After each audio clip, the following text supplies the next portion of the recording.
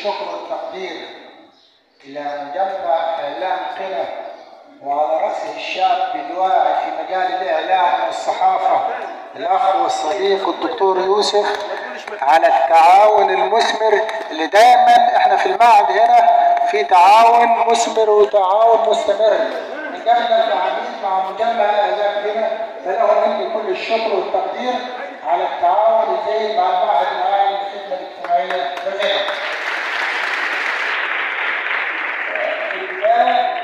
كل الشكر والتقدير إلى راعي العملية التعليمية في قنا على مر ال20 سنة السابقة إلى الآن، رمز من رموز التعليم عندنا كلنا بنعتز به، وله بصمات واضحة في المعهد، وحافظ على استقرار هذا المكان لفترات طويلة، وكان رئيس مجلس إدارة المعهد أستاذنا الفاضل أستاذ الدكتور عباس منصور رئيس جامعة كنوز الوالي الأصغر،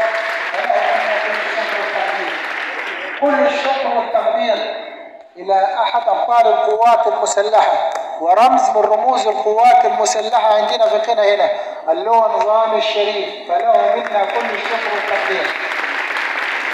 كل الشكر والتقدير إلى قيادة من قيادات القوات المسلحة في محافظة قنا، المقدم شريف أشرف نائب المستشار العسكري، فله منا كل الشكر والتقدير والترتيب. أيضا كل الشكر والتقدير إلى الأستاذة ماجدة شرقاوي رئيسة مكتب إعلام ناجح حمادي أحد قطاع ومراكز محافظة قنا، فلها منا كل الشكر والتقدير. كل الشكر والتقدير إلى أبطال حرب أكتوبر اللي شاركوا فعلا في الحرب، اللي هم أصحاب فضل علينا، أصحاب فضل على عملية السلام، أصحاب فضل على الاستقرار والأمن والأمان اللي احنا عايشين فيه. كل الشكر والتقدير ليهم اسما باسم المعهد العالي للخدمة الاجتماعية في قنا، فلهم منا كل الشكر والتقدير.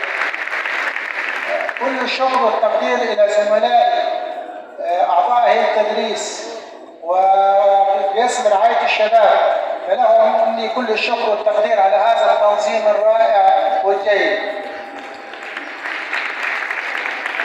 لو اتكلمنا على حرب أكتوبر أنا هتكلم في حاجة بسيطة جدا.